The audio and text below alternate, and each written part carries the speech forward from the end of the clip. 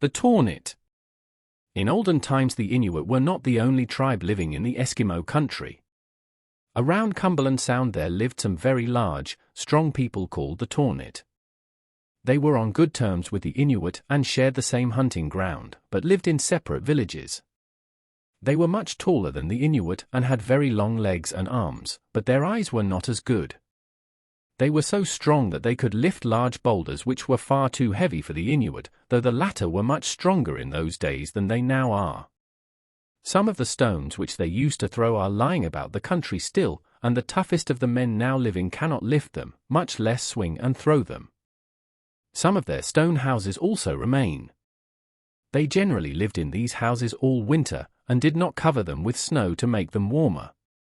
The principal part of their winter dress was a long, wide coat of deerskins, reaching to the knees and trimmed with leather straps. They ate walrus, deer, and seal, and when they went sealing in the winter they fastened the lower edge of their coat to the snow by means of pegs. Under the coat they carried a small lamp, over which to melt snow when they were thirsty, and over which to roast some of the seal meat. They sat around a hole in the ice and watched for their prey, and when a seal blew in the hole they whispered, "I shall stab it." Sometimes in their eagerness they forgot the lamp and upset it as they threw the harpoon, and thus got burned.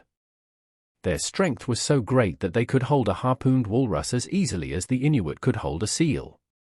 These weaker men did not like to play ball with them, for they did not realize how rough they were and often hurt their playfellows severely. This the playfellows tried to take in good part, and the two lived on friendly terms except for one thing. For some reason the Tornit did not make kayaks for themselves, although they saw how convenient they were for hunting when the ice broke up in the spring. Every little while they would steal a boat from the Inuit, who did not dare fight for their property because the thieves were so much stronger. This rankled in the hearts of the Inuit, and they would talk among themselves and threaten to take vengeance on the robbers. They debated what they should do either to get rid of the Tornit or to make them cease their depredations. This state of affairs had gone on till the Inuit were at fever heat, when one day a young Tornit took the boat of a young Inuit without asking, and in sealing with it, he ran it into some blocks of floating ice, which stove in the bottom. The owner nursed his wrath until night, and then when the thief was asleep he slipped into the tent and thrust his knife into the Tornit's neck. The Tornit tribe had been aware of the growing dislike, and when at last one of the Inuit took revenge, they feared that others might do the same and in similar secret fashion, so they decided to leave the country.